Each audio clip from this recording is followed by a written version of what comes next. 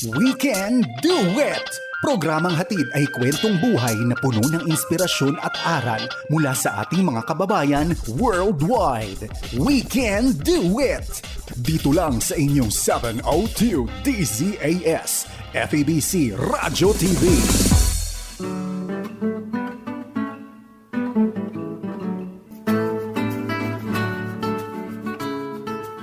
From Southern California, the Far East Broadcasting Company presents We Can Do It! Ate Maru May 9, right off the bat, I want to greet my bunso na kapatid, Yes. Junji Marcelo, who's celebrating his birthday today. Happy birthday, Junji. Happy birthday, Happy G. birthday. Oh, he's also my little brother. That's He's right, so that's close to right. me. I love him. And happy birthday and many more to come. Amen. Habulin mo kami. Habulin mo. Alam mo, Timaru, tuwan-tuwa ako sa pinag-uusapan natin nila Ate Gemma Yes. last Saturday. I was Yes. spellbound just listening to her, yung kanyang story, and she communicates her story in a very eloquent manner. Kaya, thank you for inviting Ate Gemma. Personally, I'm so blessed sa kanya My sharing. pleasure. that. Si Lord Yeah. po yan. Alam mo, Yeah. that's how we get blessed, from the Lord. Talking to people, listening to people, just make friends. That's what I do. That's Amen. what I do. But God Thank has you, been so thank you. good. Yes. He leads us to a lot of people who can be a blessing dito sa ating programang We Can Do It. And the Bible verse that we are hanging on, it is working. It is working in our Indeed. lives, even Indeed. if we don't see Him working. Oh, We yes, can yes. Amen. do We it can do it. through Amen. God who gives us strength. Okay, so balikan natin ang ating special guest, si Gemma Calub. And then, doon tayo nag-wind up about she found a church that made him closer to the Lord, at dito niya natagpuan na nag-iba ang priorities niya, nag-iba ang buhay niya, because meeting the Lord, ang sabi nga nila, you'll never be the same when you meet the Lord Jesus Christ. How true. Okay. Amen. Yeah. So, Sister Gemma, go ahead. Keep us blessed. Amen. Okay, so andito na po ako sa LCF Church, and then there came a time na pinipetition ko po si Ethan, and there Okay. were major setbacks along the way.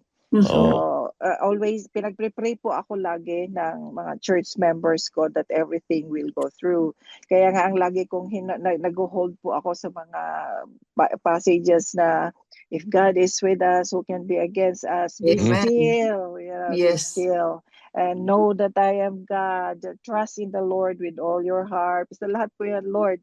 And then tao lang din po ako na there came a time na I was really so worried. Alam niyo yung kalaban, sometimes when ang Correct. akala natin very strong tayo, pero doon niya tayo pinapasukan ng mga anxiety, ng ano. So there came a time na nung nagbakasyon po ako sa Germany with my kid, kasi manganganak na po yung aking anak.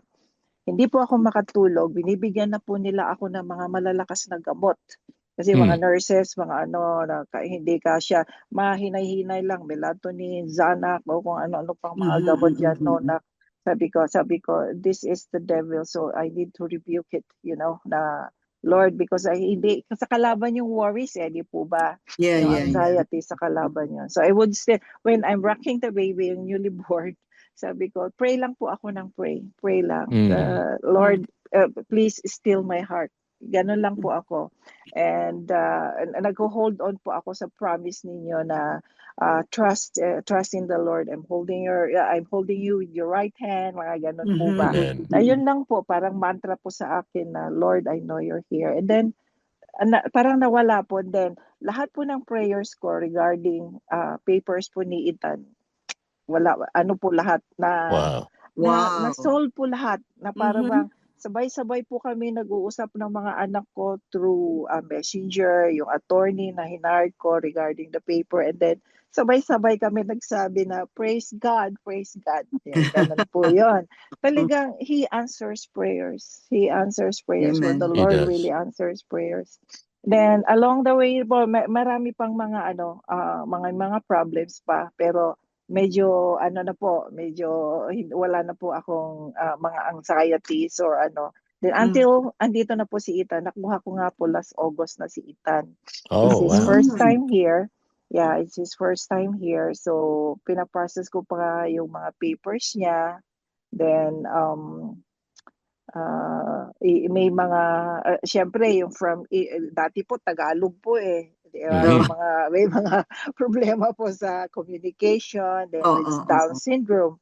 So, siguro, i-tackle po natin yung mga problemang kinakaharap ko po ngayon for Please, him. But, yes. yeah, yung problema po sa communication is one that I can see dahil may Down syndrome nga po siya. Hindi ko pa siya pwedeng iiwan because he has fear. Nakikita ko na may fear pa siya. So I'm the one taking care of him. Pero the good thing is, buti dito sa Amerika, meron silang program that they can hire me as his caregiver. So yun po Amen. pinagpapasalamat ko sa Diyos. And then, Amen. very welcoming po itong inuupahan po naming bahay na naiintindihan po nila si Ethan. Highly functioning naman po ang bata, si Ethan. Although na-diagnose siya before, nung nasa Pilipinas pa, na ang mentality po niya is yung 7 years old. Okay. Highly functioning, meaning he can feed himself, but he cannot prepare his food. He can walk, but you need to be, kasi very weak po yung mata niya. He can walk, but he needs guidance or less. He needs to be careful, baka ma-fall down. Flat-footed siya, so medyo hirap siyang maglakad ng malayo. Yung mga tipo ganun po ba. Sa communication, sometimes we both get frustrated, so kailangan po mahaba talaga pasensya. Lord, yun ang hinihingi ko. Yes. Mahaba po talaga pasensya kasi, and then I taught him how to do the sign language. Kasi sometimes he cannot, hindi po niya maano yung proper, hindi ko po maintindihan. Hindi ko po maintindihan. Or pinapasulat ko, or spelling, pinapaspell ko. Nakakatuwa lang po, if it's too long, if the word is too long, kakamot po siya ng ula. Wag, hirap. Sabi niya, wag, hirap. Yun po ang ano niya. And nagpapasalamat din po na ang mga Down syndrome babies, he's not a baby anymore, individuals, they're so sweet. Oh, yes. They're so sweet na hindi po sila, kung may mga tantrums man, for him, he's very mild. Very mild lang po ang tantrum. Sabi nga na po ng wisdom also from my kid, and I know it's from God, sabi niya, sometimes I would complain sa mga kids ko, tigas ng ulo nitong kapatid nyo. Sabi ko, nitong ading mo, sa Ilocano, nitong ading nyo. Sabi ko, ma, sabi nila, mas matitigas ang ulo ng normal. Mga anak ko, matitigas ng ulo. yung mga apo ko daw, matitigas po ang ulo. Yun, ganun po. Anyway, so he has his routine. He has his routine, everyday routine, although mahirap po minsan na siya eh. Halimbawa, he would take his bath at 9, kahit sabihin ko pong 9:30, gano'n. So, yun lang ang nakikita kong problem. I need to have patience talaga.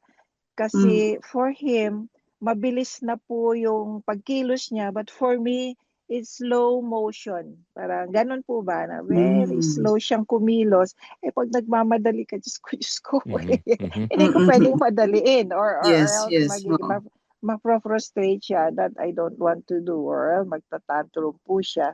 Yun lang naman po. Then I do, ako po yung nagre-razor sa kanya because he cannot do it himself.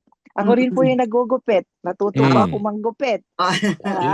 Ako nagre-razor sa kanya, and then I need to cut his hair na parang semi-kalbo sa lalaki because nagkakaroon po siya ng dermatitis. Yun po ba yun? Dami mga balakubak na gano'n na nangangati po siya. So, pag nakakat talaga really short, hindi po siya naggaganon. Oh. And other than that, and now, ang nakita po sa kanyang problema is very high uric acid. Very Oh, high po Oh. yung kanyang na it might lead to gout. gout, right. So, Oo, yes, inaano na yes. po yun. Yun po ang minamanage po ng doktor niya po ngayon. So, I need to be careful, di ba? Nung una po, yung kanyang G6PD, ang dami ng bawal. Ngayon Correct. nadagdagan. Mm-mm. Bawal po ang red meat sa may uric acid, mga laman loob. Favorite niya yung chicken sa Jollibee, but bawal po sa kanya yung gravy. Kasi mataas po sa yan, yes. sa Yes. purine. Even white rice is bawal, the pasta is bawal. So, i-ano ko na talagang, pwede siyang kumain, mahilig pa naman siya ng rice. So, inano ko sa brown rice ngayon, but limited na, nililimit ko. Although sometimes he gets frustrated or gets angry with me, pero that's good for you. Ayan. May kasama po ako dito sa bahay na mababait, and then they would help me explain to him. Na pag ako, medyo kinakaya-kaya na po niya ako na So, ang dami pong bawal kahit na yung mga sugary foods, drinks, cakes, mga pastries, mga cookies, favorite mga, alam niyo naman po, mga sweet tooth, mga bata mga bawal pa. And hopefully, ma-manage po ng gamot or pati yung pag ano ko po ng pagkain niya. Pero ang sabi po ng doktor, all you need to do is just hydrate, painumin lang ng tubig para yung blood uric acid ma-flush out from his system, yung makatulong po. Yun naman po ang sabi. And by God's grace, okay naman po siya ngayon. Wala namang problem so far. Yan, yung mata lang niya, but we're going through the process. Yeah. Jem, paano siya nag-aaral? Ano ba siya? Does he go to school, special school? Before in the Philippines, yes. Oo, pero dito? Ano po siya, nasa special. I'm still ongoing pa rin po yung process. Ongoing pa rin. Ina-apply ko pa po siya. Yes. Yeah, I like him to be, kasi nakita ko yung potential. Hindi pwedeng nasa bahay lang, or else, yung full, ng humanity ba, na talagang mabigyan siya ng opportunity na maibigay sa kanya na to go out with his peers. Kasi ibang-iba po ang system dito sa Amerika, sa atin. Ibang-iba. Doon ang mga kasama niya, lahat na po sila sama-samang mga special kids Yeah. Autism, merong mga bulag, gano'n. Unlike here, they have, may ano po sila, iisa lang yung class nila, kumbaga, kung Down syndrome, and they have opportunities to go into programs. Yun po ang workout ko po ngayon sa kanya. As a child, kung minsan, tinitingnan ko nga siya, na-meet ko siya kasi in person. He's a very, very nice, very polite. Pero what are some of the nakikita mo na normal na mga kilos niya compared to the normal person? Are there some normal activities o pinapakita niya ugali na hindi Okay, I think there's one thing na na-notice ko sa kanya, pag nasa group kami, if he is with me, he's very para bang tinitingnan niya yung kilos niya, na very polite siya, behave siya pag ako yung kasama. Pero sa church, halimbawa, he would be, he's very happy, he would be dancing. And then, kahit po sa church na, di ba, may mga sa praise and praise and worship natin, he would be joining, then, kaya tuwang-tuwa po yung mga church members po natin. Ano po siya, that's my song, ginaganon din. Gumaganon po siya. Yes. So there are a lot of happy moments din pala. Yeah, masaya po siyang bata. Ano yung speech niya? Is it okay when he talks? Understandable or some of his words I cannot understand. Yun nga po kaya sometimes sabi ko spelling, I would say spelling, so he would spell it. And then, pag hindi ko pa rin maintindihan, sabi ko na, okay, use it in a sentence. Halimbawa, moon, no, moon. Sabi niya, night, moon. Okay, sorry. Wala si Okay. mami, malabo mata eh. O, ganun na lang ako. Ah, Yeah, I see. ganun po siya. Yung speech po niya, kasi wala naman tayong speech therapy sa atin. Yeah, So, hindi po na-develop. So, medyo ano po, yun po siguro ang isang hurdle when he comes out in the open sa mga schoolmates niya when that happens. So, Alam yun. namin na hindi pa Mahihain. nila pinapagdaanan mo, Sister Gemma, dahil Hindi sa po. kinakailangan ng special grace, EGR, extra grace required sa ganito mga sitwasyon. Pero Iha, let me remind you, at ang mga manonood natin, ano po, maaring iba ang sitwasyon ninyo kaysa kay kapatid na Gemma. Tandaan natin, meron akong napakasimpleng formula o prinsipyo Yeah. para tandaan natin. Yung ating mga problems, turn those problems into prayers. And those prayers will lead into praises. Yung Wow. ating mga problema ay tulad na sinabi sa atin ni Apostle Paul sa Philippians na do not be anxious about anything but through prayer and Prayer supplication with and supplication. thanksgiving. Thanks to Pahalam natin sa Amen. Panginoon ang ating mga problema at ang kapayapaan ng Panginoon na di masayod, di maintindihan ng tao at nasa libutan ito will guard your hearts and your minds in Christ Jesus. At nais kong ibigay na encouragement dito sa ating Gemma, gayon din sa ating mga manunood. At ewan ko lang kung ano ang attention span ni Ethan, pero pakisabi sa kanya sa sign language, Ethan, alam mo ibig sabihin nito, no? That's I love you. Yan, Okay, yeah. That is nice. nakakaunawa siya ng Yes, ng sign sign language. language. Yeah. Opo. At alam ko na hindi ito madali at alam ng Diyos ang ilalagay sa iyong balikat, Sister Gemma. At may mga pagkakataon na hindi inaalis ng Diyos yung bigat sa ating balikat, subalit pinatitibay naman niya ang ating mga baywang. Maaring hindi na mabawasan yung bigat, pero pinatitibay ng Diyos yung ating katawan, yung ating bias, para kayanin natin, tandaan natin na walang ilalagay sa ating balikat. Hindi po ito cliche lamang. Correct. This is the truth. Hindi ilalagay ng Diyos sa ating balikat ang anumang bagay na hindi natin kakayanin sa pamamagitan ng kanyang biyaya. Kaya, Amen. Sister Gemma, ngayon naririnig namin ang iyong kasaysayan. Umasa ka sa amin patuloy na dalangin at lalo naman sa sitwasyon ni Ethan. Nabanggit ni Ate Maru last Saturday, pakiulit nga po, saan-saan po naroroon yung mga anak? May isa sa Germany, may isa sa... Sige Kuwait. nga po. Yung panganay ko po nasa Kuwait, yung pangalawa nasa Japan, and then yung pangatlo nasa Germany po. Talaga naman, sari-sari, isa na sa US.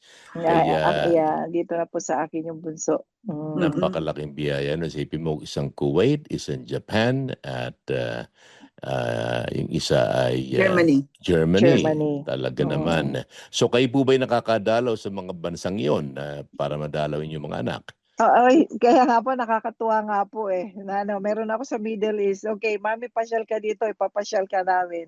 Sa Europe, yun naman, mami, pasyal ka dito, ipapasyal ka namin. Sa Japan, ay, nakarating din ako. Kasi ando na yung anak ko. Nasa Okinawa po ba sila? Nasa Tokyo? Sa Tokyo po. Nasa Tokyo. Maganda dyan. Yeah. Lalo pagdating mo sa Shibuya Crossing. Yes, I've been there po. Saan po sila sa Germany, isang anak ninyo? Sa Germany, nasa ano po sila? Saan pa sila sa Germany? Magsabi nga po kayo ng Cologne or hindi po sila sa Cologne? Okay, Munich. Hindi sa Munich. po. Ano po yan? Ano yun? Ano rin po ng Germany? Oh my God. Sorry po, senior moments. Ay, naintindihan ko po. Kasi napakalaki din naman ng Alemania. Yung ating mga manonood sa Germany, sa ating mga kapatiran na nasa Germany ay maligayang bati po sa inyo. At sa Kuwait, siyempre, iba din ang lingwahe nila roon. Yeah. Opo. Sa mga nasa Hapon naman, arigato gozaimasu. At napakabuti ng Panginoon po sa inyo at si Ethan. Kailan po pinanganak si Ethan? Anong taon po? 2006 po. Okay, 2006. so 22 na si Ethan ngayon. He's 20.